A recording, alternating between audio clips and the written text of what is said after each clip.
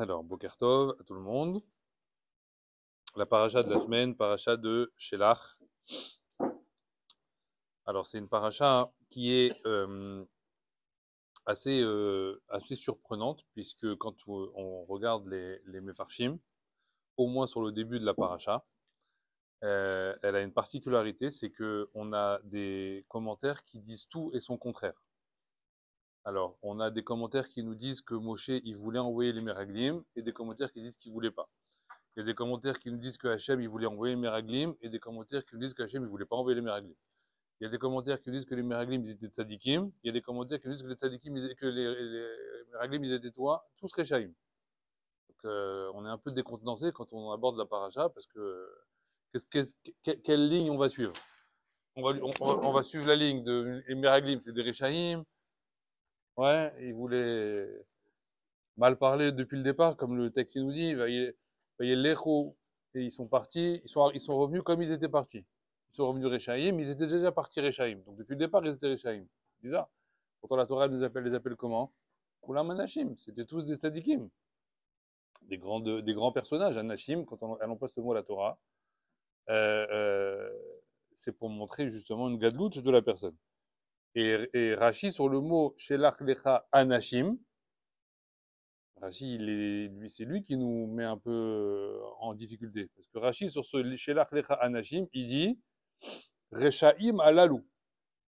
C'est Rechaim là. Alors, la Torah, elle les appelle Anashim, et Rashi les appelle Rechaim alalou. Au moment où on les appelle nous Anashim.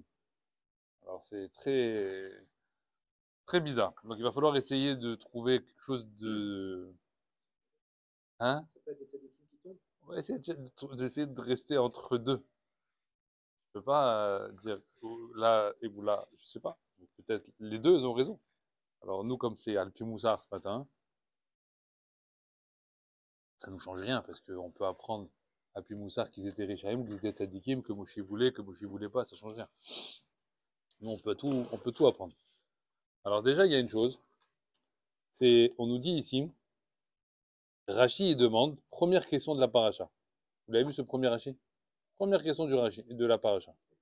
Lama nismecha parashat meraglim le parashat Miriam. Il nous avait fait déjà le coup, Rashi, avec la parashat Be'alotecha. Il avait dit Lama nismecha parashat à korbanot nisi'in et parashat menorah. On avait expliqué là-bas pourquoi il y avait une juxtaposition entre les sujets de la fin de parashat Nassau et le début de parashat Be'alotecha. Il refait la même chose, il repose la même question. Pourquoi on a terminé la fin de la parashat de Be'alotecha avec quoi? Avec quoi on a fini? Hein? Avec Myriam. Et on a ici début de paracha Meraglim. Il demande Rashi pourquoi on a juxtaposé les deux sujets. On finit Myriam et hop, on commence les Meraglim. Hein? Ken, avant la réponse de Rashi. Avant la réponse de Rashi. Dans la question de la bague, on a vu la semaine dernière, il y avait une question qui était forte. Pourquoi? Parce que dans la chronologie, ni les korbanot anesiim, ni le don de la mitzvah de la menorah n'avaient lieu maintenant. Donc, je comprends que Rashi ait une question en disant pourquoi là, dans la chronologie des parachiotes, tu me parles des korbanot anessim qui ont eu lieu à l'inauguration du Mishkan, ça n'a rien à voir, parachat Shmini, et les parachats d'Amenora, c'est pareil, c'est au moment de l'inauguration du Mishkan. On n'y est pas là, dans Bamidbar, Nassau, etc. Ça n'a rien à voir. Donc, Rashi, ça lui met la puce à l'oreille, il demande ah, pourquoi tu m'as juxtaposé deux sujets? Les deux n'ont rien à faire ici. Je comprends. Rashi, il demande ici pourquoi tu m'as juxtaposé parachat Myriam avec la paracha des Miraglim. Avant la réponse de Rashi que vous connaissez tous, la question elle est pourquoi tu poses la question? Parce que moi je te réponds quoi Rashi? Ben, c'est l'histoire. Excusez-moi. L'histoire elle s'est passée comme ça. On a fini Myriam, après il y a eu les Miraglim. Quel est son problème? Ah, pourquoi il demande Rashi?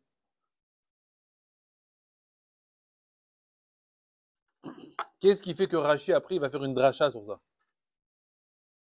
Ouais, parce que moi après la dracha de Rashi j'ai envie de lui dire quel dracha? Il y a l'un après l'autre, c'est tout. Et ça s'est passé comme ça. Donc la Torah elle les a écrits dans l'ordre. Chez moi. Réponse? Hein? Mais là, pour le coup, ça s'est passé l'un après l'autre.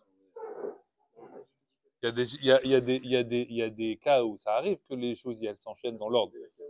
Hein? Quand on dit en mukdam ou meuchar batora, C'est pas tous les versets de la Torah qui sont pas dans l'ordre. Il y a une histoire quand même qui avance. Alors là, pour le coup, Chachamim, ils disent que les Meraglim, ils ont eu lieu juste après le Maaseh Myriam. Vous vous rappelez les dates, hein? 20 Iyar, on est parti du Har Sinaï, de la deuxième année. C'est la paracha qu'on avait vue, Be'alotecha, au début de Be'alotecha. On a marché 3 jours dans le désert. 23 Iyar. 23 Iyar, il y a eu les plaintes. Commençait à s'énerver, etc. La viande, tout ça. Hachem, il a envoyé combien de temps la viande? Combien? Un mois. Donc du 23 Iyar jusqu'au 23, nous, 23 Sivan. Vous êtes fatigué ce matin. 23 Sivan. C'est bon? On a mangé la viande jusqu'au 23 Sivan. 23 Sivan, qu'est-ce qui s'est passé? 23 Sivan, qu'est-ce qui s'est passé? C'est facile. Maaseh Myriam. 23 Sivan, juste après la viande. Ouais, dans la paracha là-bas. Non, qu'est-ce qui se passe après derrière? Le Maaseh Myriam. Combien de temps ça a duré le Maaseh Myriam? 7 jours. Elle est restée musgar, elle est restée isolée pendant 7 jours. Donc du 23 au 29. D'accord? C'était TC, hein, 23, 29. 7 jours. Rachamim nous disent, les Meraglim, ils ont eu lieu quand? Quand ils ont été envoyés? Bah, tu prends le 9 Av quand ils sont rentrés. C'est bon? Ils sont rentrés le 9 Av. Ouais, ça on le sait, puisque c'est marqué que c'est le jour de pleurs, de machin. Combien de temps ils ont passé dans le désert, en Israël? 40. Tu reviens 40 en arrière, t'arrives quelle date? 29 Sivan. Alors voilà, c'est tout. Ça s'appelle de la chronologie de texte. C'est important de savoir, vous devez regarder un petit peu les dates. C'est pas les trucs, les événements. Non, il faut connaître les enchaînements de dates. Ça donne beaucoup dans la réflexion. Donc on se rend compte au final que les Meraglim, ils ont été envoyés quand? 29 Sivan. Et Myriam, elle a eu lieu quand? Du 23 au 29 pile. Donc, Meraglim, ils ont bien suivi le Maaseh Myriam. Qu'est-ce que tu fais chez moi alors? Lama nismecha, parashat Meraglim, parashat Myriam. Lama nismecha, parce que ça a eu lieu l'un après l'autre. Et voilà, c'est tout. Non, Rashi, il dit pas ça. Il dit ce que vous dites là. Vous connaissez, tout le monde se connaît ce Rashi. Rashi, Lama, parce que Rechaim alalou, Raou, velo lakrou moussa. Voilà.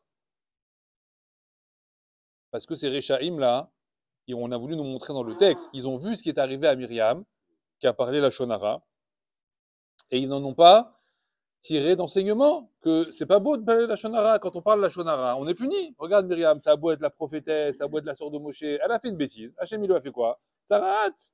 Donc tu vois que t'es pas protégé parce que tu as un statut particulier. Arrête de parler la Shonara. Donc ils auraient dû voir ce qui est arrivé à Myriam, ça aurait dû leur donner un petit peu de, comment ça s'appelle, de Moussa, et, ben, comme on dit, la Moussa, et ne pas se laisser embourber à parler mal sur la terre d'Eretz Israël. Ok? Donc, on n'a toujours pas répondu, en fait. Pourquoi Rachid nous fait cette dracha? Sifte Chachamim. Sifte Chachamim. C'est, quand vous comprenez pas Rachid, il faut aller voir Sifte Chachamim. Parce que Sifte Chachamim, il explique les questions de Rachid. D'accord? Il est juste à côté à chaque fois. C'est copain-copine. Toujours l'un à côté de l'autre. On lit Rashi, qu'est-ce qu'il a Rashi? Quel est son problème Rashi? Tu sais pas c'est quoi son problème? Alors le Sifte Chachamim, lui il comprend le problème de Rashi, il t'explique le problème. Donc ça nous donne déjà ce qu'il y a dans la tête de Rashi. Parce que Rashi n'a pas le temps de t'expliquer pourquoi il a mis la question, pourquoi machin, t'as qu'à te débrouiller. Bon, le Sifte Chachamim il a fait le travail de savoir dans la tête de Rashi quel était le problème. Et vous allez voir que la réponse elle est toute simple. Sifte Chachamim il dit, Makshe Rashi, Rashi il demande, Lama nismecha parashat Meraglim et parashat Myriam. Ouais. Et quoi? Ayalo l'ismor, la Torah, elle aurait dû mettre juste après le Maaseh Myriam, elle aurait dû mettre Parasha Korach. Il dit Sifte Chachamim. On aurait dû mettre Parashat Korach.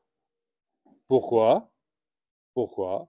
Ayalo leagdim machloket Korach. On aurait dû mettre d'abord la machloket de Korach. Pourquoi? Parce que la machloket de Korach, elle a eu lieu avant les Meraglim. Ouais. Non. Et effectivement, En Mugda ou Meochar Batora. Parce que la paracha de Korach, elle a été expulsée après les Meraglim. C'est la paracha de la semaine prochaine. D'accord? Donc Chachamim, ils demandent et ils disent, Rashi, il regarde les événements. Et il voit que normalement, le Maaseh Korach, il est avant les Meraglim. Alors Rashi ne comprend pas. Il dit pourquoi la Torah, elle a viré le Sipour des Meraglim, le Sipour de Korah. Mashma que la Torah, elle voulait nous donner un enseignement en nous collant Myriam et les Meraglim. C'est comme ça que Rashi pose la question. Donc maintenant, il voit qu'il y a un lien fort entre Myriam et les Meraglim, que la Torah, elle a voulu vraiment mettre en exergue. Bien qu'il y ait eu le Maasé Korach avant les Meraglim. Ok? Alors maintenant, Rashi nous dit, et c'est maintenant que Rashi donne sa dracha. Alors, et pourquoi on a mis les Maasé des Meraglim collés avec le Maasé Myriam? Et là, on nous dit, eh ben, on a voulu te coller ici pour te dire que Hachem, il a dit aux Meraglim, je comprends pas, vous avez vu Myriam, vous pouvez pas en tirer un enseignement? Ça vous va, ça? Vous me dites, hein? Pourquoi la marloquette de Korach Elle a été mise hors concours. Parce que c'est pas une marloquette de la Shonara. C'est une marloquette qui a un autre support. Kavod, Kina, tout ce que vous voulez. Mais pas la Shonara. Or là, on a deux sujets de la Shonara. Alors la Torah, elle a dit, je vais mettre les deux sujets de la Shonara ensemble, bien qu'ils n'ont pas eu lieu l'un après l'autre, et je vais enlever le Maasé Kavod, Kina, etc. Donc Rashi, ça lui met la puce à l'oreille. Il dit, je comprends pas pourquoi tu vas mêler ces deux sujets, tu m'as enlevé Korah. Mashma que je veux que tu apprennes quelque chose d'ici. Rachid, il nous apprend quelque chose. Il nous dit que celui qui a vu normalement Myriam se mettre en quarantaine là-bas pendant 7 jours, ouais, eh ben, on doit apprendre de ne pas faire la shonara. Pour l'instant, j'ai rien fait, hein, j'ai juste lu Rachid. Vous avez une question sur Rachid? Vous me dites? Korach. Ah, une Korah. Alors, Korah, c'est la semaine prochaine. Vous notez la question là. Et on posera la question sur Korah la semaine prochaine. Mais vous avez raison, il y a une question pourquoi on a enlevé Korah.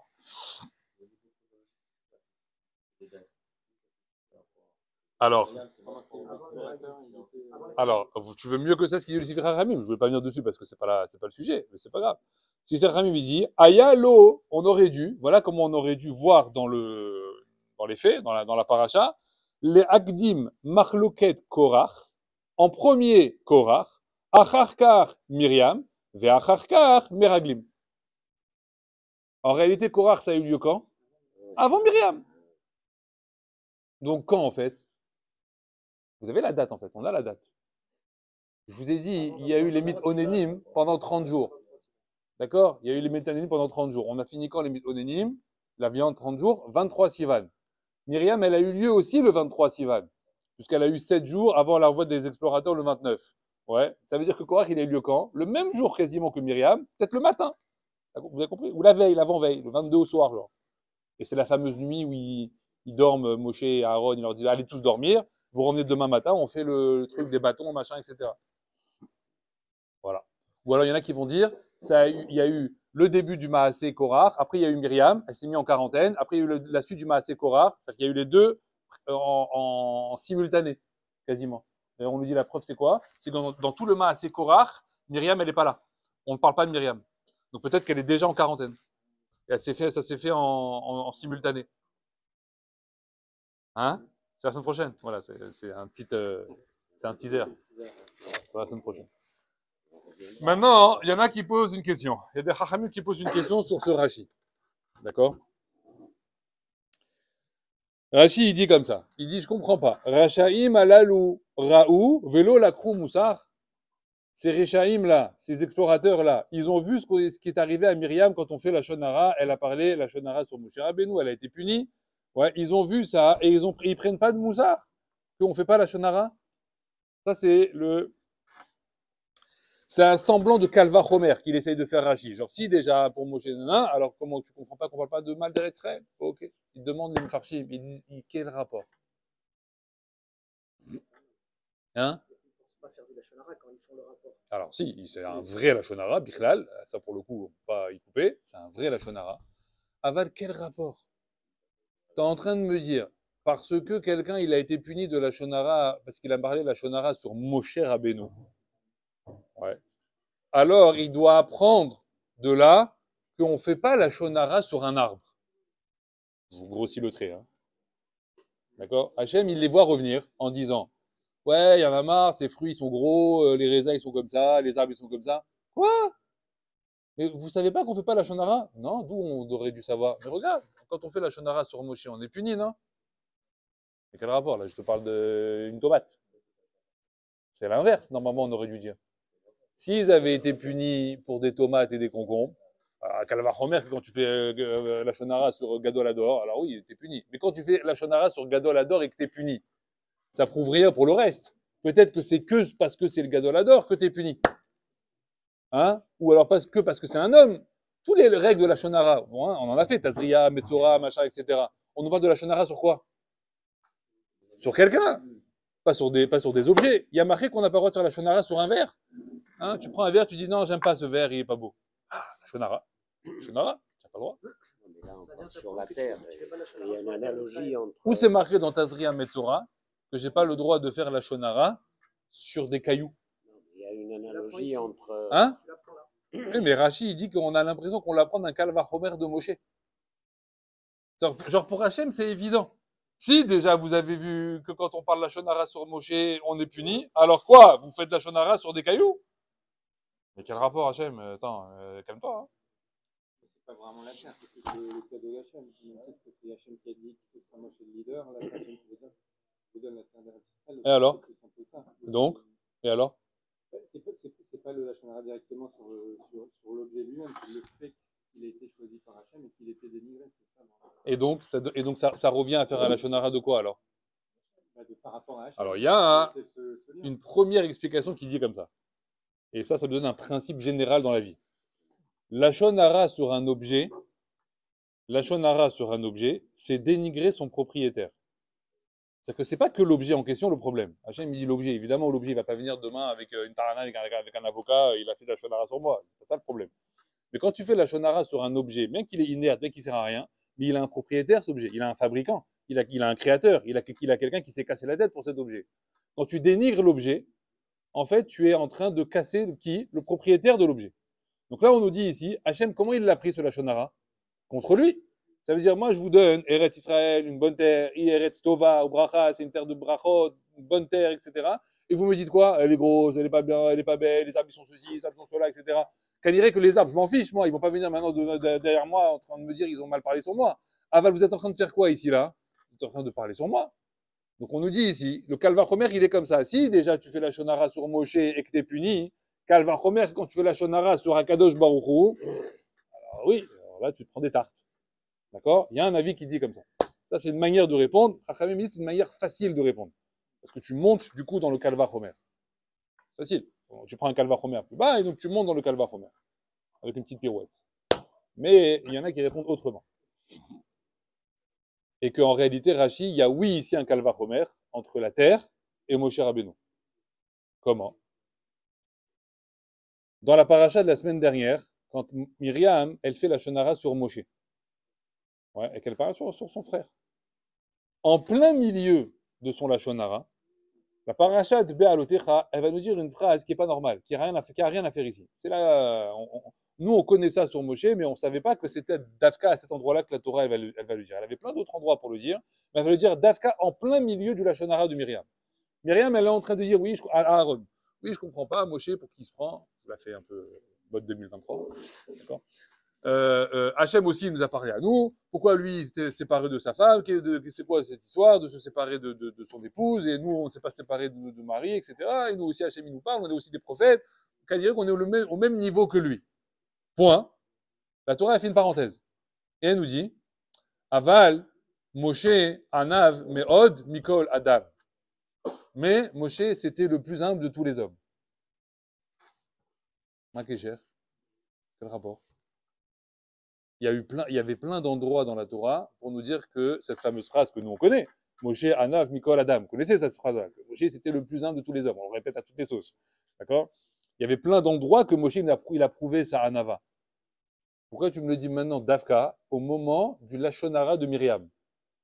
Alors, les commentateurs, ils voulaient dire là-bas, ils disent là-bas, ça nous montre que Moshe Rabbeinu, il a entendu ce que Myriam, elle a dit. Mais il a, l'eau makpid, l'eau akpada, c'est sa sœur, il va pas avoir de akpada sur ce qu'elle a dit Myriam.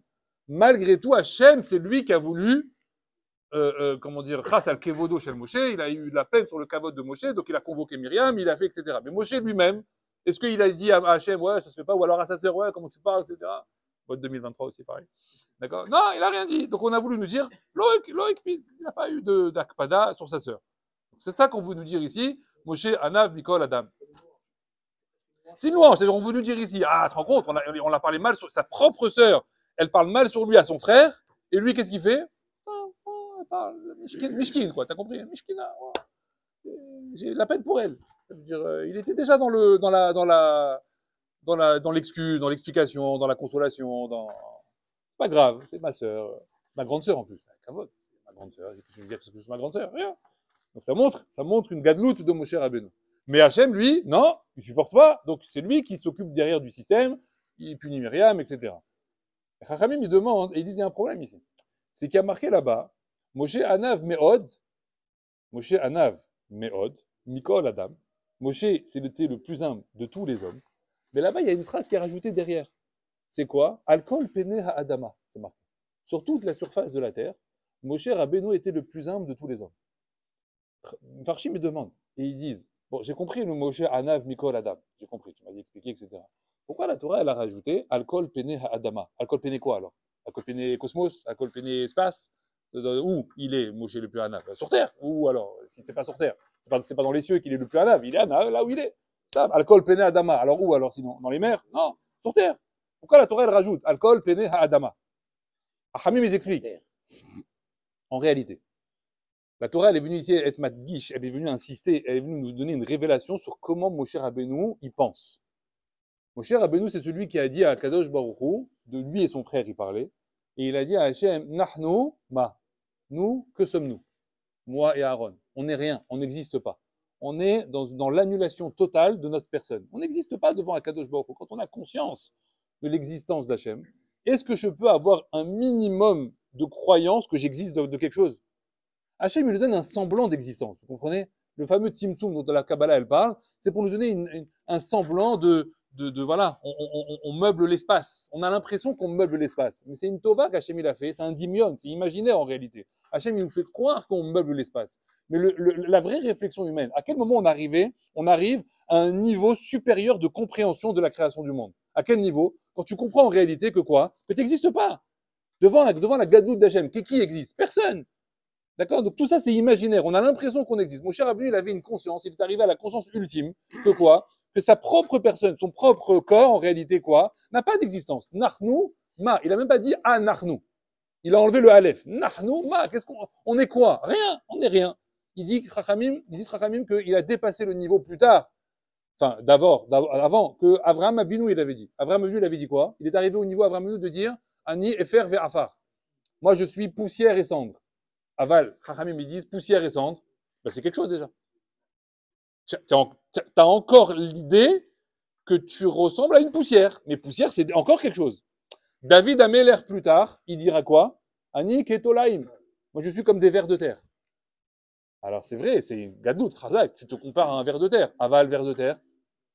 Mais un ver de terre, c'est quoi? Ben, c'est existant. Il y a quelque chose. Il y a une mamachoute. Il y a une vraie consistance. Ça s'appelle ver de terre. Mon cher Rabbeinu, on nous dit, lui, il a dépassé David, dépassé Abraham, etc. Il a dit quoi? Rien. Rien. Ni poussière, ni ver de terre, ni caillou. Je suis rien. Je n'existe pas en réalité. De là, les Mefarshim, ils vont dire, quand Hachem, il a dit, mais Myriam, tu sais pas qui c'est Moshe? Moshe, Anav, Me'od, Mikol, Adam, Alkol, Pene, Adama. Moshe Rabbeinu, il se considère dans sa vie moins qu'une pierre, moins qu'un caillou. Il est en dessous de tout ça. Alkol, Pene, Adama. Moshe, Anav, Me'od. Ça veut dire que tu as les hommes, tu as la terre, tu as les cailloux, et Moshe, il est encore en dessous. Comment il se considère Moshe par rapport à lui, de lui par rapport à Hachem? Rien. Donc, moins qu'un caillou. Hamim, ils disent, ah voilà, il est là le Kalva Homer de Rashi. Si déjà, quand on parle sur du rien, on est puni de la Shonara, on parle sur du rien, on est puni de la Shonara. Mashma que si je parle maintenant sur des pierres, ou sur des arbres, alors là, Raoult, ils ont vu que quand on parle sur du rien, on est puni. Donc ils auraient dû prendre du moussard, que quoi? Que quand on parle sur des pierres, ben on est aussi puni. Et si c'est ça, c'est s'annuler totalement. Exactement. La vraie anava de l'homme, C'est pas quand je viens te voir et je te demande est-ce que tu sais faire ça, tu me dis non, mais je sais pas, etc. Pas du tout. Moshe Rabbeinu, tu lui demandes une halakha, c'est une halakha, ken, anbaya, c'est masechet machin, c'est truc, c'est halakha comme ça, etc. Je vais pas faire le mytho, d'accord? Aval, Moshe Rabbeinu, dans l'existence du monde, tu as une consistance qu'on appelle une mamachout. Non, rien, j'existe pas, moi. C'est ça, imaginaire. Rien, moi je suis Batel Bachem. C'est pour ça qu'on disait que tout ce que sortait de la bouche de Moshe, les gros noms dans sa gorge, il y avait qui? La Shrina, c'est Hachem qui parlait. Moshe, il parle pas si Hachem, il lui dit pas de parler. Il n'y a pas une phrase de Moshe Rabbeinu qu'il a dit si c'est pas Hachem qui est venu dans sa gorge parler. Vaidaber Hachem el Moshe les morts. Pourquoi la Torah elle répète que ça? Vaidaber Hachem el Moshe les morts. Vaidaber Hachem el Moshe les morts. 200 fois dans la Torah. Parce que Moshe, quand il parle, qui parle? C'est Hachem. Si Hachem, tu vas lui poser une question et qu'Hachem, il lui dit pas de parler, Moshe, il dit, je sais pas parler. Je parle pas. D'ailleurs, il était Kaved la chose de Kaved, Moshe Rabbeinu. Il ne sait pas parler. Donc c'est que quand Hachem lui donne le koar de parole que Moshe il se permet de parler. Moshe il n'agit pas si Hachem ne lui dit pas d'agir. C'est pour ça que, juste parenthèse, la seule fois où Moshe il va agir de son propre chef, qu'est-ce qu'il va lui dire à Hachem? Adkan, je t'arrête ici. Pourquoi? Parce que tu n'es plus dans... Une fois tu n'as pas été Batel, c'est quand il a fait quoi? Les eaux de Mériva. Une fois il a dit un mot qui n'était pas dans la bouche d'Hachem, c'était quoi? Amorim, il les a traités de rebelles. Ah, mais vous êtes des rebelles, vous! Contre moi, comme ça, vous voulez de l'eau. Hachem me dit quoi? J'ai pas dit rebelle, moi. Et il cherche Hachem dans son Pinkas, là. Il cherche. Non, il n'y avait pas le mot rebelle. C'est quoi ce mot-là? Un mot dans sa vie, Moshe, il a dit de lui-même. Un mot. Qu'est-ce qu'il lui a dit à Hachem? C'est fini.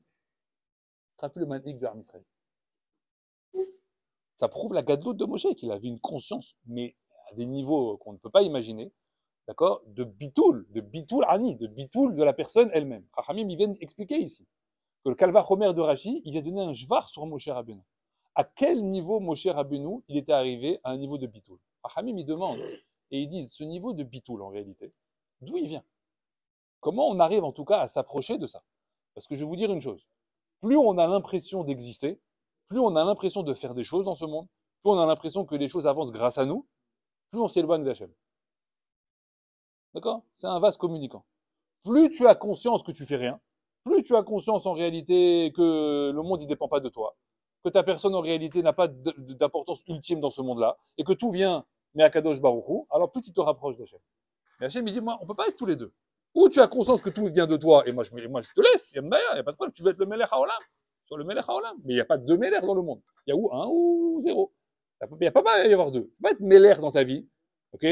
Tout diriger, tout faire, tout dire. Ce que j'ai fait, c'est moi qui ai gagné, c'est moi qui ai fait, c'est moi qui ai construit, c'est moi qui ai arrangé, c'est moi qui ai fait, etc. Et après dire à Kadosh Baruch Hu tous les Rosh Hashanah, Melech HaOlam, Melech HaOlam, Melech, rien du tout.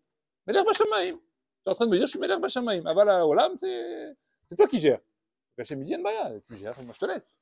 Mais c'est pas ça le Inyan. Moshe Rabbeinu, il dit, le travail du juif, le tahlit du juif, c'est de rendre à Kadosh Baruch Hu Melech ou Ba'olam, Ba'aretz. Le problème, c'est que pour le rendre Melech Ba'aretz, d'abord, il faut que quoi? Mevatel ani. D'abord, il faut que moi, je m'annule. Alors les Chachamim me demandent, et ils disent, alors d'où il vient ce Bitoul ani? Comment on arrive à ça? Comment on arrive à être Mevatel? Comment on arrive à être Mevatel? Alors vous savez, il y avait Rav Kahanman, il y a très très longtemps, un des Rav de Ponyovitch. Il y a très très longtemps, on lui avait posé une question. On lui a dit, c'était au tout début de la création de l'État, c'était un moment un peu difficile, etc. en Israël, avec les Arabes, tout ça, bon, les guerres. On lui a demandé comme ça, on lui a dit, comment on peut inciter les gens à venir habiter en Eretz Israël alors que c'est un makom sakana?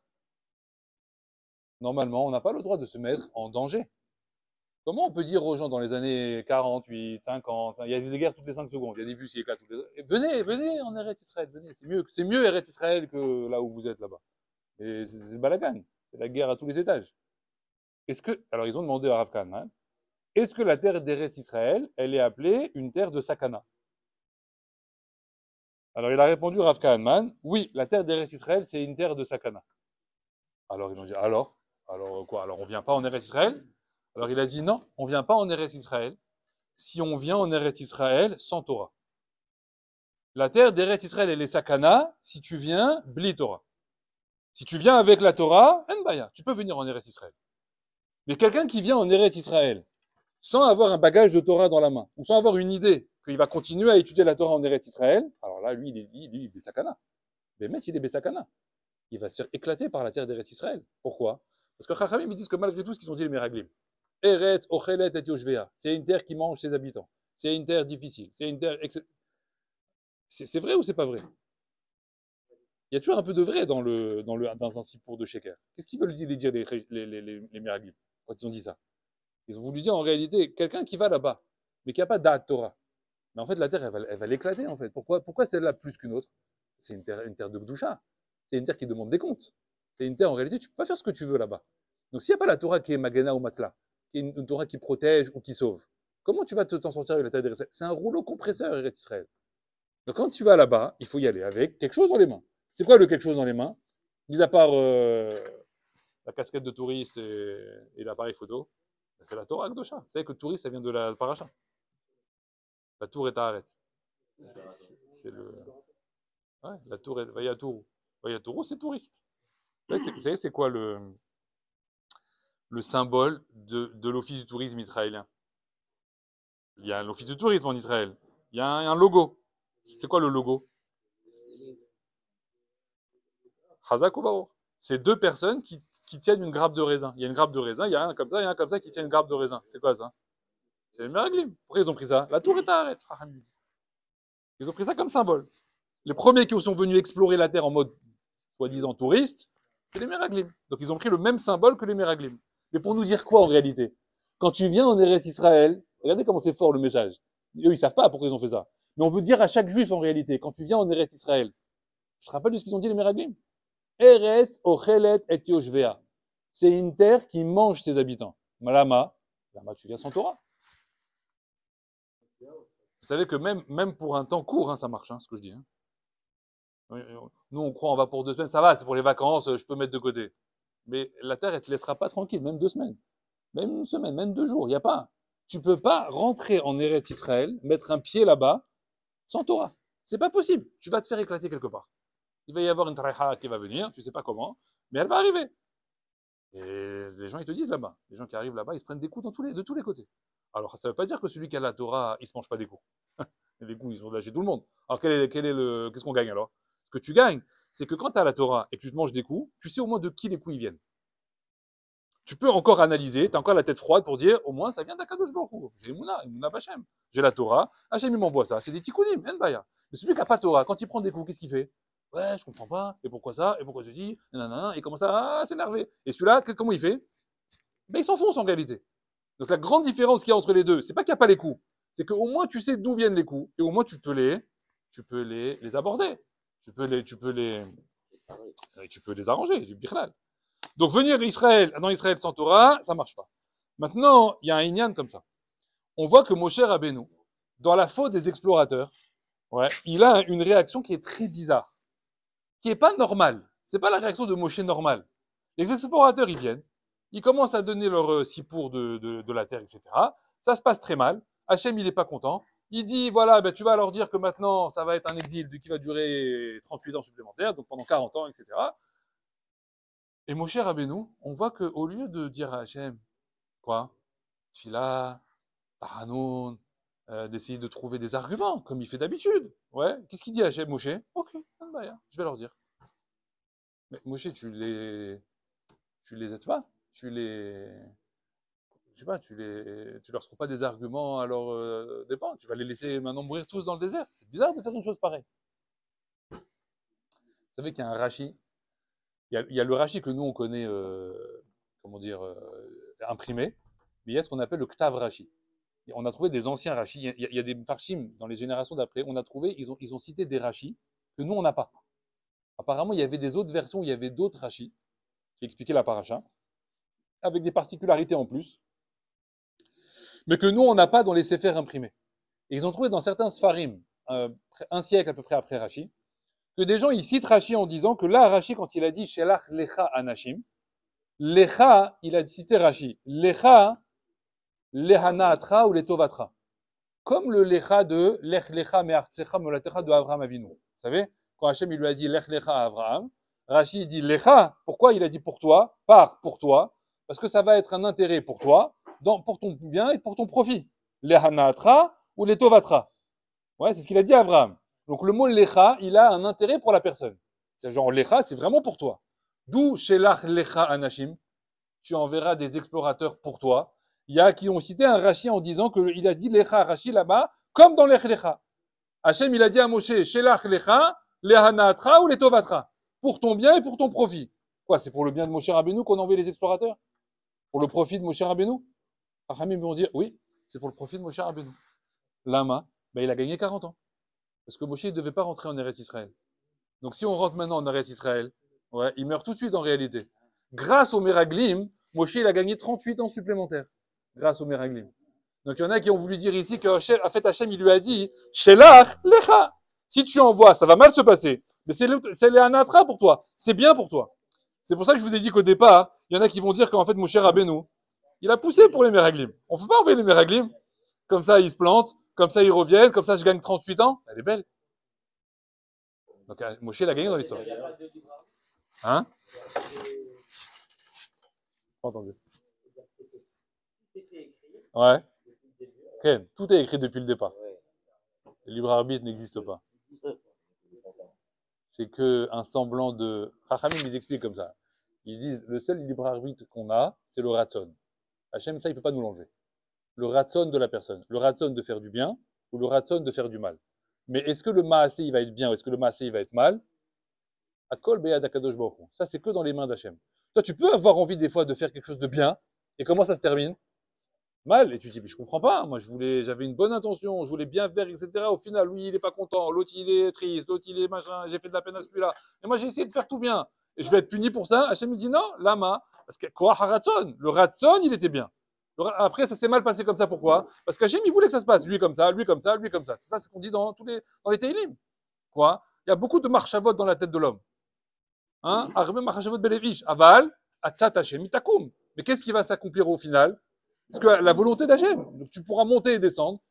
Le tachlès, au final, qu'est-ce qui s'accomplit? Ce qu'Hachem, il veut.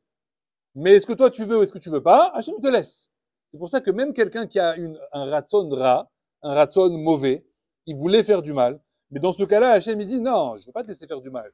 Dans mon plan, il n'y a pas le mal ici, là-bas, au final. Donc, il va t'empêcher de le faire. Mais ton ratson, il est là. Tu vas être puni quand même? Hachem, il dit, ouais, okay. Pourquoi? Parce que je te punis sur un ratson. Le libre arbitre, c'est le ratson. Mais le maasé, c'est moi qui décide. Donc, il dit ici, Hachem, vous avez voulu ce que vous voulez pas, etc. Moi, je veux qu'il y ait 40 ans supplémentaires dans le désert. Et comme ça, Moshe Rabbeinu, il reste encore 40 ans. Il y a encore une histoire à faire. Okay? C'est pour ça qu'on nous dit là-bas, ils ont été, ils sont revenus. Déjà, quand ils sont partis, ils n'avaient pas une bonne intention. Eux, ils avaient une mauvaise intention, justement. Ah, Vadaï, oui. Ça se serait passé quand même comme ça. D'ailleurs, la preuve que quand tu regardes leurs mots qu'ils ont dit, il n'y a rien de mauvais. Tu comprends? Tout peut être interprété d'une autre manière. Qu'est-ce qu'ils ont dit? Il y a des gros fruits. Il y a des gros fruits, donc il y a des grandes personnes, donc il y a des grands soldats. Pensez ce que vous voulez. Ils n'ont pas dit, jamais ils ont dit dans leur bouche, n'y allez pas, n'y allons pas. Hachem, ce qu'il a dit, c'est un mensonge. Jamais ils ont dit comme ça. Ils ont fait une description qui laisse penser que ça peut être négatif. Et après, ils ont laissé la porte ouverte.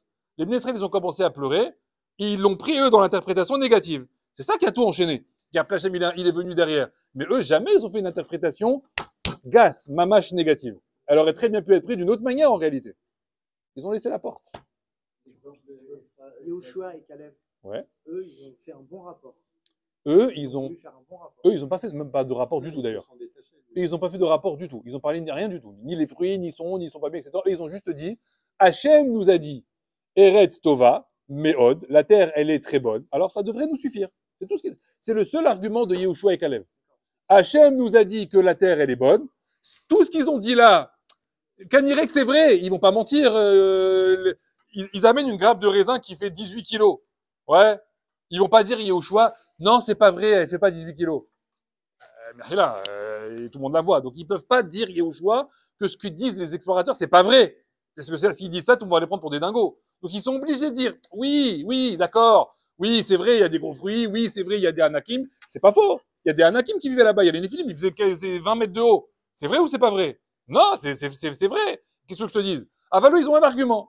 Hachem nous a dit, Eretz Itova, la terre elle est bonne, donc il faut qu'on y aille. C'est tout. Ça devrait nous suffire. Justement, s'ils disent ça, qu'ils vont au bout, ça signe la mort de Moshe tout de suite. Alors, Enbaya, Moshe il meurt. Quel est le problème? Dans la paracha de la semaine dernière, ils nous ont dit, Eldad et Medad, Moshe Med, Yusha Marnis. Moshe il va mourir, Yusha il va rentrer, Enbaya. C'est tout. Maintenant, tu vas trouver plein de méfarchim qui vont dire que les explorateurs, depuis le départ, ils ont fait exprès de faire tout ça parce qu'ils voulaient pas rentrer, parce qu'ils voulaient pas se séparer de Moshe, et que ça, c'était les Shem Shamaim Kavna, qu'ils avaient une intention pure, en réalité, en faisant ça, avaler ce que ça les a sauvés. Non, ils sont tous morts. Magefa, elle est venue, elle les a tous fracassés. Ouais, et Hachem, il a dit quoi? Vous allez tous mourir dans le désert. Donc, au final, tu gagnes pas. Oui ou non? Parce que ton ratson, il est mauvais. Mais si ton ratson, il est bon, et qu'après Hachem, il veut que ça se passe autrement, c'est pour ça qu'on te dit, toi, et un bon ratson, fais ce qu'Hachem il demande. Si après, ça se passe négatif, moi, ça me regarde pas en réalité. C'est ton problème. Vous savez que ça, c'est la phrase ultime qu'il a dit Ishaïa à Chizkiyahu Ameler. Chizkiyahu Ameler, ça devait être le Mashiach. Chizkiyahu Ameler. D'accord? Il avait l'âme du Mashiach, il aurait dû sortir Mashiach. À sa génération, il n'y a jamais eu autant de Torah qu'à sa génération.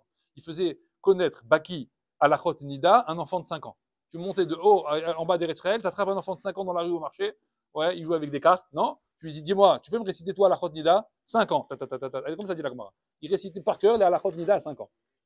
T'as tout le monde au niveau de Gadlout de la génération de Chizkiya Ameler.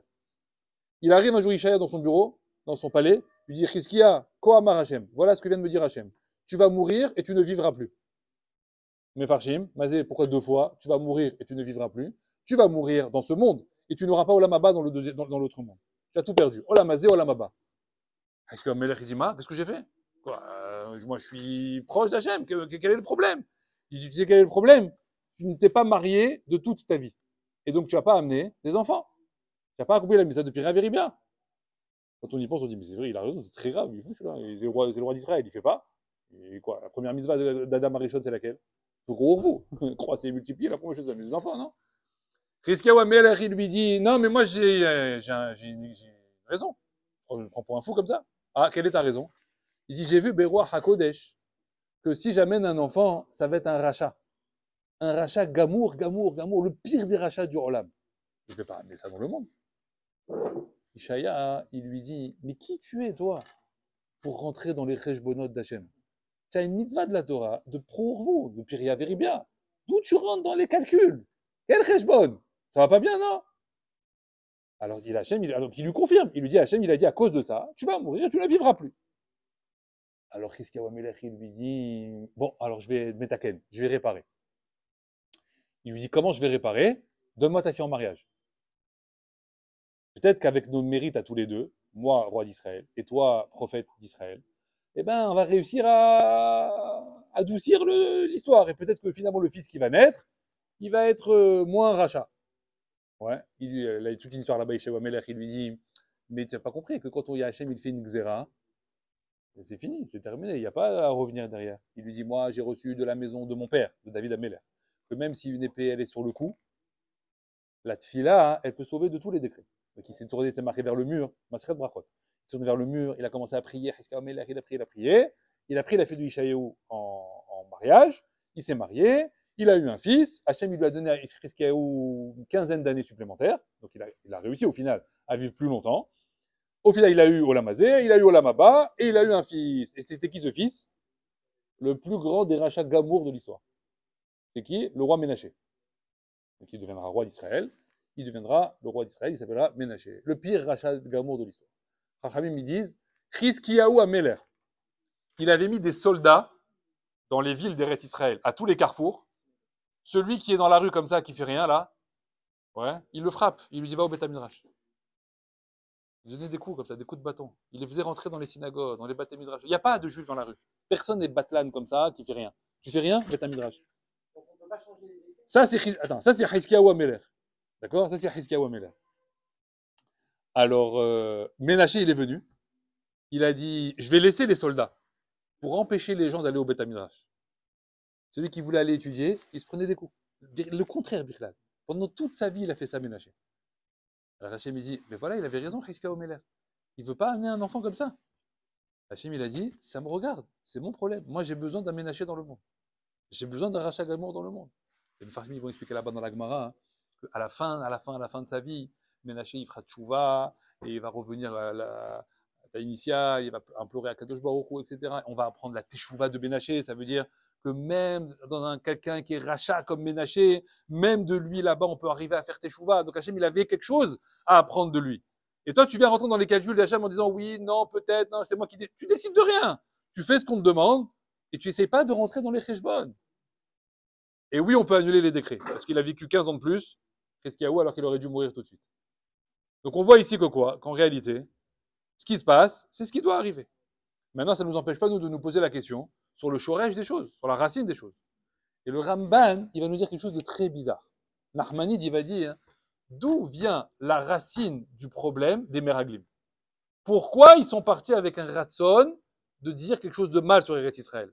D'où elle vient cette erreur? Et il va nous donner une raison sur laquelle on ne s'attend pas du tout. Parce que quand on les voit, on a plein de Mefarshim qui nous parlent de la Midata Kavod qu'ils avaient. Un Kavod surdimensionné, ils voulaient garder leur titre. Midata Kin'a, plein de Midot comme ça qui ressortent. Le Ramban, il va nous prendre complètement à revers et il va dire le problème d'origine des Meraglim, c'est un problème de Bitul Torah. Bitul Torah. Quel rapport? Bitul Torah. Quel rapport Bitul Torah avec les Meraglim? Hein? L'histoire de là? Et alors? Mais là, ils sont en Bamidbar encore dans le désert, là. Alors? Ça, c'est pour plus tard. Mais maintenant, là, pourquoi ils sont partis comme ça, c'est un problème déjà depuis tout le Torah maintenant. C'est ça qu'on est en train de te dire ici. Ah oui, c'est ça. Là, tu me parles de plus tard, qu'ils ont dit que si on va maintenant travailler la terre, on va être des agriculteurs, etc., on aura moins de temps pour étudier la Torah. Ben, j'ai compris ça. Ah ben, lui, il te dit, pourquoi ils sont partis Réchaïm maintenant? Maintenant, là. C'est un problème maintenant de Bitul Torah. Vas-y, où il est le Bitul Torah? Ils sont dans le désert. Justement, c'est à four. Ils mangent la manne, etc. Où il n'y a pas de... Bitul Torah, c'est quoi? J'aurais pu étudier la Torah et j'étudie pas. Quoi, ils étudiaient pas les Meraglim? C'était pas des tzadikim? C'est Anashim, des tzadikim, non? Koulam tzadikim. Alors, il est où le Bitul Torah? Alors sur ça, on va comprendre de quoi on parle quand on parle de l'imoud à Torah. Vous savez, on a deux catégories pour être Oved Hashem. Il y a les mitzvot qu'on nous donne au quotidien. Tfilin, Shema, Tfila, Lulav, Pessah, ce que vous voulez. Ça, ce sont des mitzvot. Tac, tac, tac, tac, là tu fais ça, là tu fais ça, là tu fais ça, là tu fais ça, etc. Ça a des moments précis. Et on en a une qui se détache, qui s'appelle l'imoud à Torah. L'étude de la Torah. Celle-là, elle n'a pas de moment. Elle n'a pas de date. Elle n'a pas de lieu. Elle n'a pas de critères spécifiques. D'accord? Il faut, où que tu sois, t'es debout, t'es assis, t'es dehors, t'es à l'intérieur, il fait froid, il fait chaud, en été, en hiver. Il n'y a pas. L'imoud à Torah, c'est continuel. C'est un fil rouge tout le reste du temps. Les maîtres, ils nous disent comme ça. Pourquoi il y a beaucoup de personnes qui n'ont pas de mal, qui n'ont pas de difficulté à accomplir les mitzvot qu'on lui demande? Il fait Lulav, il fait Pessah, il fait Hanouka, il fait Purim. Et dès qu'on lui demande, soit l'Omed Torah, viens t'asseoir et étudie. Non, ça, il n'arrive pas. Ça, c'est compliqué. Ça, c'est difficile. Voilà, même quand il s'assoit, on sent qu'il n'est pas là, en fait. On sent une fois, il va boire un café, une fois, il va manger, une fois, il va se lever, une fois, il va faire une blague, une fois, un téléphone, une fois, il va regarder à la porte, une fois ceci, une fois cela. Tu n'arrives pas à rester ce qu'on appelle Shev Velomed. Assis et étudier. De manière atmada, continue. Sans te laisser comme ça, sans arrêt, distraire par quelque chose. Pourquoi la personne, elle n'arrive pas à faire ça? Hein? C'est pas une question d'habitude. Non. Rahamim, ils disent, ici, on décèle chez toi un problème de bitoul. Un problème de bitoul ani. Quand on parle de bitoul Torah, en réalité, c'est un bitoul ani, l'ilmod Torah. C'est ça qu'on appelle un bitoul Torah. C'est quoi, quand est-ce qu'on appelle bitoul? Pourquoi on dit là, tu fais bitoul Torah? Quand tu vas là-bas au sport, bitoul Torah. C'est quoi ce mot bitoul Torah? Ça veut dire qu'en réalité, tu as tellement conscience que ton ani, il existe encore, que tu as l'impression que tu as le droit de faire encore autre chose que être l'Omed Torah. Ça s'appelle Bitul Torah. Pourquoi? Parce que tu ne veux pas annuler en réalité ta personne. Tu as toujours l'impression que tu as toujours mieux à faire. Ah, mais il faut que je réponde au texto. Ah, mais il faut que je réponde à cet appel. Ah, mais il faut que je mange. Ah, mais il faut que j'aille aux toilettes. Ah, mais il faut que je boive. Ah, mais il faut que je réponde à celui-là. Ah, mais il faut que je me lève. Et tu es en train d'être au maître Torah. Il y a quelque chose qui vient devant l'imoud à Torah. Il y a Keneged Torah quelque chose. Talmud Torah Keneged Kulam. Ça veut dire quoi? Nous, on a l'impression que Talmud Torah Keneged Kulam, Keneged Kol Mitzvot. Non. Keneged Kulam. Kulam. Contre tous et tout le monde. Et tout le temps. Et toute chose. Demain, il y a le Gadol Hador, il arrive. Michila, un ilomètre Torah. Il avait à attendre le Gadol Hador. C'est pas grave. Un ilomètre Torah. J'ai mon limoud à Torah, j'ai mon heure de limoud. Elle va pas bouger, cette heure de limoud. Il peut arriver une bombe atomique, c'est mon heure de limoud. Mais si dans cette heure de limoud, je prouve en réalité qu'à l'intérieur, je peux aller et là, et là, et là, et là, et comme ça, Hachem me dit, tu viens de me prouver en réalité que ton limoud à Torah, il n'y a pas de bitoul à l'intérieur. S'il n'y a pas de bitoul à l'intérieur, tu existes encore. Si tu existes encore, tu verras le monde entier comme toi, tu as envie de le voir. Quelle description ils ont fait les Miraglim? Là-bas, on était en Eretz Israël, ouais. Les fruits, ils sont gros, grands. C'est quoi ça? C'est une vision terre à terre des choses. Pourquoi Yahushua et Caleb, ils n'ont pas vu ça? Pourquoi ils n'ont pas vu dans la grosseur des fruits un problème? Dans la grandeur des fruits un problème? Dans les anakim un problème? Pourquoi ils n'ont pas vu ça? Parce qu'ils sont tellement mévatels. Ils annulent tellement, eux, devant Akadosh Baruch Hu, qu'eux, ils voient que quoi? La gazlout d'Hachem. Il y a plus grand qu'Hachem? Il y a quelqu'un au-dessus d'Hachem? Qu'est-ce que je m'en fiche maintenant que le Hanak, il fait 20 mètres? Lui, il fait 20 mètres. Hachem, il fait 18 cieux. Il est en haut du cosmos. Qu'est-ce que tu veux chez moi? Il arrive qu'à faire 20 mètres, celui-là. Qu'est-ce que ça me change en réalité? Ils ont dit les Meraglim, on était à leurs yeux kechagavim. On était à leurs yeux comme des sauterelles. Ça veut dire que tu as encore une conscience d'être quelque chose en réalité. Donc tu te vois à leurs yeux comme des sauterelles. Mais moi, je me vois comme rien, il dit Yehoshua et Caleb. Nous, on n'est rien devant Akadosh Baruch Hu. Donc si nous, on n'est rien devant Agadout d'Hachem, on a tellement conscience de l'existence de Dieu, qu'en réalité, ce qu'on voit en Eretz Israël n'a pas d'importance. C'est pas ça qui va te faire peur en réalité.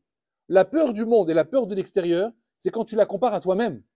Donc le monde, il te fait peur à toi, parce que toi, tu connais le niveau que tu as, tu sais la taille que tu as, tu connais les cochotes que tu as, donc le monde te fait peur. Parce que tu l'évalues par rapport à toi en réalité. Mais si toi, maintenant, en réalité, tu ne l'évalues que par rapport à la gadlout d'Hachem, le monde, en réalité, l'homme est fahed. Mishema Amin, l'homme est fahed. C'est ça, Chachamim me disent. La émouna d'un homme, elle vient, en réalité, de quoi? De savoir s'il a peur des choses ou pas. Tu as peur d'un chien? L'homme Amin. Tu as peur d'être cambriolé? L'homme Amin. Tu as peur des goïms? L'homme Amin. Vous comprenez ça? C'est-à-dire qu'à chaque fois que tu as des peurs quelque part, ça prouve en réalité que quoi? En émouna b'Hachem. Où est-ce qu'elle se gagne, cette émouna b'Hachem?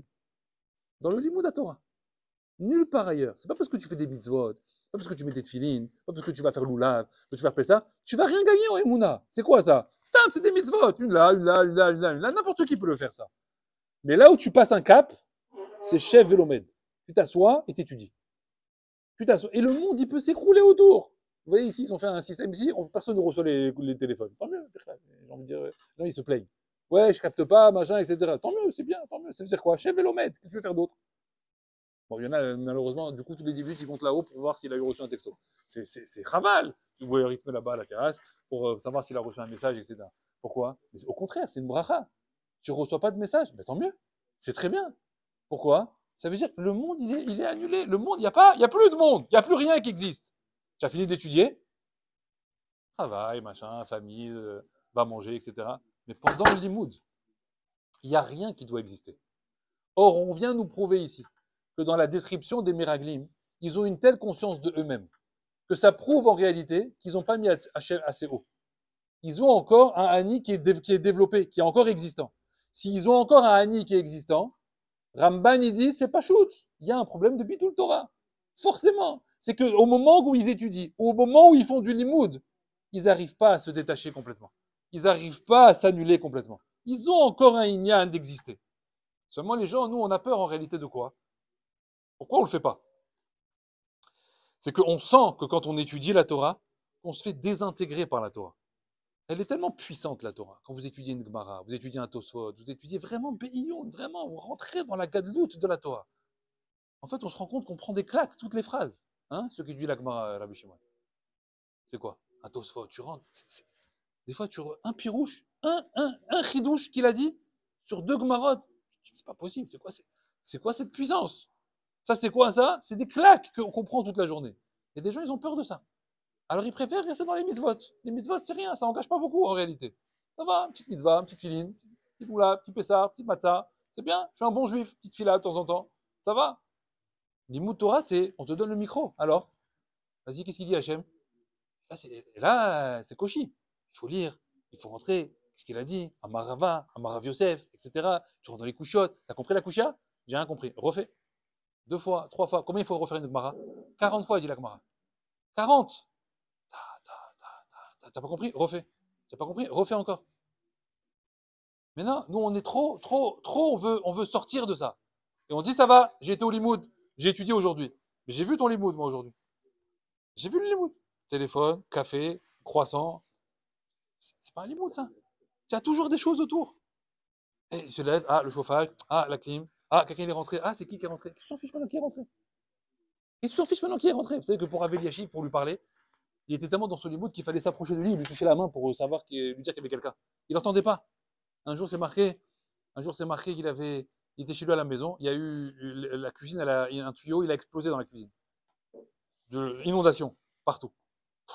Comme ça. Il était dans la pièce d'à côté. Les intendants de la maison, etc., ils ont fini des plombiers pendant 5 jours, des tuyaux, ils ont remis des trucs, des travaux, comme ça, etc. 5 jours après, il a marché dans le couloir comme ça, il est passé par la cuisine. Il a vu un truc qu'il n'avait jamais vu avant, un tuyau bizarre, nouveau, etc. Il a crié, Ils sont tous venus voir, qu'est-ce qu'il y a? Qu'est-ce qui s'est passé? Pourquoi comme ça? C'était pas comme ça avant. Il a dit, mais Rabbi, je de nous, quoi.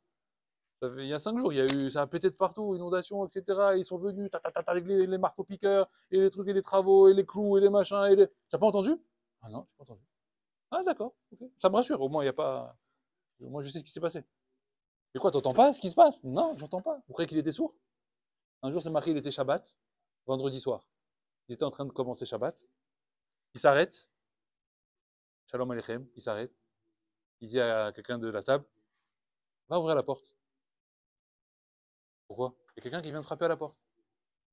Non, personne n'a entendu. Si, il y a quelqu'un qui a frappé à la porte. Il va, il se lève, il ouvre la porte. Il y avait une almana, une veuve, qui était venue demander tzedaka pour Shabbat, un peu avant Shabbat. D'accord? Tzedaka, j'ai pas à manger. Est-ce que vous avez des repas, des trucs? J'ai rien à manger. Donc il entend. Il entend quand il faut en réalité. Quand il n'y a pas besoin d'écouter, il n'écoute pas. Quand il faut écouter, il écoute. Seulement nous, c'est à faux. On n'entend pas celui qui est en détresse, on n'entend pas celui qui a besoin. Par contre, on entend la blague du copain pendant le limoud. Ah, j'ai une bonne blague. Ah ouais, c'est quoi? Mais t'es en plein limoud. C'est le moment de la blague? Non, c'est pas le moment de la blague. Viens, on fait la blague après. Non, on finit le limoud, après tu me feras ta blague. Mais pourquoi maintenant? Pourquoi tu veux casser le limoud? Tu sais pourquoi tu veux casser le limoud? Parce que tu veux exister. Il y a des gens qui ont un besoin permanent de se montrer.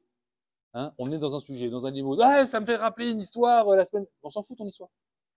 Pourquoi tu parles? On t'a demandé de raconter ta vie? On est dans Rava et Rav Yosef. T'as quelque chose à dire sur Rava et Rav Yosef? Non, mais ça me fait rappeler une histoire à la Macolette la semaine dernière. Je m'en fiche. Ça m'intéresse pas. C'est pas le sujet. Pourquoi tu parles? Dis-moi quelque chose sur le sujet dans lequel on est. C'est ça l'imoud Torah. L'imoud Torah, c'est tu t'oublies, il n'y a pas, t'existes pas. Et tu rentres bichlal dans le texte. Mais va-t-elle complètement? Quand tu seras mais va-t-elle complètement, alors tu oublieras que toi t'existes. Tu donneras sa gadlout à Hachem. Tu remplis de Emouna. C'est ça la Emouna. La Torah, c'est celle qui emmène la Emouna. Quelqu'un qui n'a pas d'Emouna, c'est quelqu'un à qui il manque du limoud. C'est facile de dire, ouais, j'ai des spécodes de Emouna en ce moment, c'est dur de croire que tout vient d'Hachem, et des fois j'ai des galères, et j'ai du mal à dire toujours que, à Koletova, c'est des belles phrases, mais c'est difficile au quotidien, Bitachon Bachem. D'où ça vient ça, ces problèmes-là? D'où ça vient ce manque d'état d'esprit? D'où il vient? Limoud Torah. C'est tout. Pourtant, je fais des mitzvot, etc. Ok, ça n'a rien à voir, les mitzvot. Les mitzvot, c'est un petit vouille. T'es obligé. Tu montes, tu descends. Tu mets tes filets tous les matins, c'est comme ça. T'es obligé de le faire. Tu veux pas, tu le fais quand même. Mais le limoud Torah, en réalité, c'est ça qui te donne la Emouna.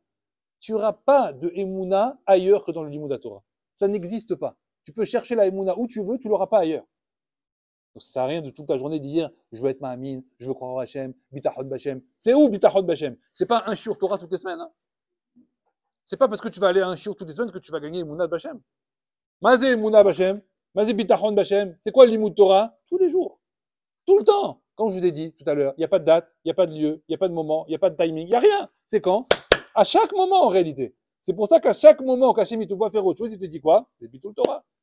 Lama, comment tu peux me dire que tu as besoin de faire du sport? Comment tu peux me dire que tu as besoin d'aller à la plage? Tu as besoin d'aller à la plage? Ok, tu vas la tête dans l'eau, tu nages, ça dure 10 secondes, tu reviens, c'est fini, ça y est. Pourquoi 2 heures comme ça? Il y a quoi 2 heures comme ça? Tu as besoin de nager pendant 3 heures? Il y a un besoin de nager pendant 3 heures. Tu as un poisson maintenant? Non. Tu as besoin de t'aérer, tu as besoin de trucs, va courir, 500 mètres, tu reviens, ça y est, voilà, c'est tout. Il y en a qui font des footings. Hein, vous connaissez footing? Footing, 8 km comme ça, il fait doucement comme ça, il a marché. Donc le but, c'est de faire des efforts, on est d'accord? Ouais. Fais un 100 mètres comment dire, à plein régime. Ouais. Tu fais 3 allers-retours comme ça, je te garantis que tu seras autant fatigué qu'un footing pendant 8 km. Ouais, donc c'est bon, ça y est, t'as fini. Tu as fait comme ça. Tu es bien fatigué, tu as couru comme ça 25 fois, comme ça. Ça y est, tu as fait 25 longueurs, ça a duré 5 minutes. Maintenant, ça y est, c'est tout. C'est fini. Rambam, quand il dit faire du sport, les gens, ils ont dit, ils adorent ce Rambam. Rambam, il dit, c'est bien, l'homme, il a besoin de faire du sport, etc. Alors, les gens qui font du sport, ils adorent ce Rambam. Tu vois, Rambam aussi, il a dit que c'est bien de faire du sport. Rambam, il connaissait toute la Torah Kula. Quand Rambam, il a dit ça, c'est quoi faire du sport? Un peu d'activité physique, 10 minutes par jour. Mais c'est où? Pas d'en faire un, j'ai acheté les cuillères, les trucs, les genouillères, les trucs, les bandeaux, les machins, le truc sur le machin, et je calcule le nombre de kilomètres, le nombre de calories. Rambam, il t'a dit ça? Il t'a dit, va à Decathlon, dépenser 5 000 euros pour aller faire du sport. Il y a marqué ça dans Rambam. Rambam, il a dit, c'est bien qu'un homme, il ait une activité physique. Va marcher, va t'aérer, parce que le corps, il a besoin de ça. Ah, pas toute la journée. Rambam, tu le vois faire des haltères, il faisait du vélo, Rambam. Non. Alors, faut pas tout mélanger. Rambam, il connaissait toute la Torah Kula quand il dit ça. C'est pas un guignol qui parle. C'est pas un revue scientifique, vive bien ma santé. Non. C'est un conseil, comme ça, au passage. Ah, le meilleur conseil qu'il va te donner le Rambam, c'est quoi quand tu vas aller le voir? Chez Vélomed. Un Vélachi faisait du sport, 103 ans il a vécu. Du pain et des olives. Avec quoi il a vécu? Stam, avec l'Imout Torah. 94 ans, Ravodia Youssef. Il a été malade dans sa vie? Rien du tout. Où ça vient ça? L'Imout Torah. Tu puises tout du Limut Torah. Si maintenant il n'y a pas assez de Limut Torah, alors tu vas avoir besoin des carottes, des aubergines, des pois chiches, des machins. Tu vas être obligé d'aller chercher dans le monde Chol, des bienfaits pour le corps. Mais la meilleure chose que le corps il a besoin, c'est quoi? C'est une bonne neshama, en bonne santé. La tahara de la neshama, c'est la tahara du gouffre. C'est la tahara du corps. Donc ça démarre d'abord par rapport à la neshama. Nous, on est des Yehudim, on n'est pas des Goïm. Donc on doit d'abord faire manger sa neshama comme il faut. La neshama, c'est quoi? C'est l'Imout Torah. Une fois qu'on aura gonflé de l'Imout Torah avec la Mouna, elle est bonne. Toutes les interprétations qu'on verra autour de nous, jamais on fera des mauvaises interprétations. Parce qu'on les verra toujours avec les yeux d'Akadosh Baruch Hu. Les Miraïlim, ce qui leur manquait, c'était ça, c'est qu'ils voyaient avec leurs propres yeux. Pourquoi nous, des fois, on fait des sipours négatifs? Ouais, on arrive à un hôtel, ouais, c'est pas bien, ouais, le thé comme ça, le lit comme ça, et le rideau comme ça, on critique tout, sans arrêt. Tu vas à un mariage, t'es invité, Bichlal, t'es invité, ça va, dis merci, non? T'es invité, tu vas à un mariage, ouais, ah, c'est trop fort, ah, le plat, il est des trucs, ah, la table, elle est ronde, je voulais une table carrée, ah, je suis pas à côté d'un tel, ah, c'est sombre, ah, t'as vu ce qu'il nous a servi au plat? Oh, mais t'as craqué, toi, hein. Tu sais quoi, prends tes affaires, rentre chez toi. T'es invité à un mariage. Comment tu peux critiquer un mariage? Toute la journée comme ça, tiens, invité, ça, c'est un mange ce qu'il y a à manger. Assieds-toi là où t'as mis t'asseoir. Akol les tova, akol besséder, akol y a fait. Quand tu critiques quelque chose, le problème, il est où? Il est chez toi en réalité. C'est ton œil qui voit mauvais. Parce qu'à la côté de la personne, tu vas lui demander comment il est pour toi le mariage? Oh, magnifique, je trouve ça incroyable, c'est super beau. Je comprends pas, on n'est pas au même endroit tous les deux. Pourquoi toi tu vois bien et moi je vois pas bien? Parce que le problème, c'est pas l'endroit. Le problème, c'est toi en réalité. Tu as Da'at Torah, tu vois tout bien. Tu manques de Da'at Torah, tu verras tout mal. C'est comme ça que ça marche. C'est comme ça que l'œil de l'homme, elle change. L'œil de l'homme change de la manière dont il est l'Omed Torah. Donc plus on est l'Omed Torah, plus on a Emunah B'Hashem, plus on verra le monde tel qu'il est. Comment? Beau, propre. C'est ce qu'il a dit Yehoshua. Yehoshua, il comprenait pas. Mais Hachem, il nous a dit Eretz Itova Meod. La terre, elle est bonne, elle est très bonne. Mais Yehoshua, t'as pas vu la même chose qu'eux, les Anakim, les machins? Je sais pas de quoi vous parlez. Moi, j'ai Hachem qui m'a dit Eretz Itova, Zéou. Ce qu'Hachem il m'a dit, moi je plonge dedans, moi. J'ai même pas de questions à me poser sur ce que je vois ou ce que je vois pas. C'est ça la force des Bnei Torah. La force des Bnei Torah, c'est de voir le monde, quoi. Akol les Tova, c'est pas un slogan. Ouais, de dire Gomzou les Tova, Akol les Tova, mais tu vois tout mal. Tu dis là, Kapara, Gomzou les Tova, Akol les Tova, mais dans sa tête, il a envie de se tirer une balle. Ça marche pas comme ça. C'est pas un slogan. Il y a des gens, ils adorent ça. Ouais, Akol les Tova. Mais réellement, là, t'es content, c'est catastrophe.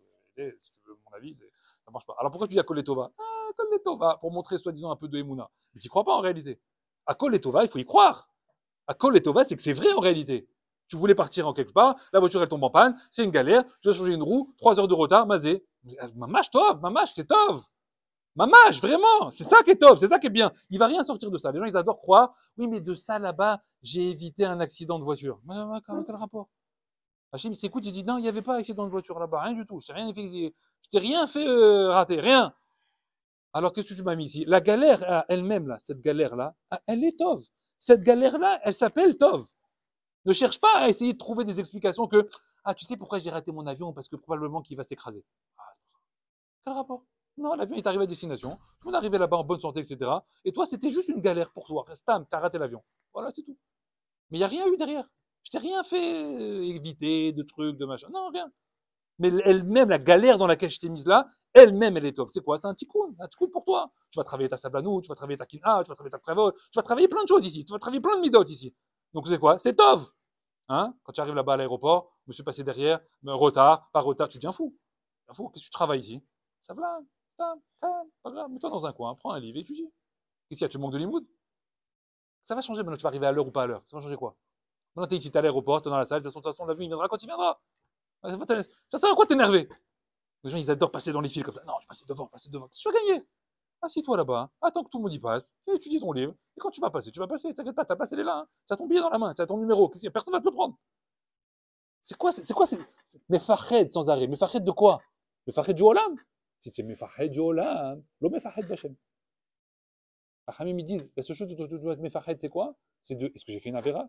Est-ce que j'ai fait bien mes mitzvot? Est-ce que Hachem, il n'a pas un compte avec moi? Ça, oui, Mefahed. Comme c'est marqué comme ça, Ashri Adam, Mefahed Tamid. Heureux l'homme qui a tout le temps peur. Bizarre, tu m'as dit, Mishema Amil, non Mefahed. Celui qui a l'aïmouna, il n'a jamais peur. Alors quoi? Ken? Celui qui a l'aïmouna, il n'a jamais peur dans le chol, pour toute la vie chol. Aval, de quoi tu dois avoir peur? Mefahed Tamid de quoi? Hein? Tes mitzvot, tes averot, ton rapport avec Akadosh Baruch Hu. Ça, oui. Est-ce que j'ai bien répondu? Est-ce que j'ai pas fait des bêtises? Est-ce que j'ai pas dit ce qu'il faut? Est-ce que j'ai fait la shonara? Ça, oui. Aval, dans le chol, non. Tu dois laisser tomber le chol. Le chol, il t'appartient pas. Voilà. Bezrat Hashem. Qu'on voit le monde bien, à Kol Letova, à Kol Beseder, et que Akadosh Baruch Hu nous fasse hériter la terre d'Eretz Israël bientôt, tout l'Arm Israël, si Dieu. Shabbat Shalom.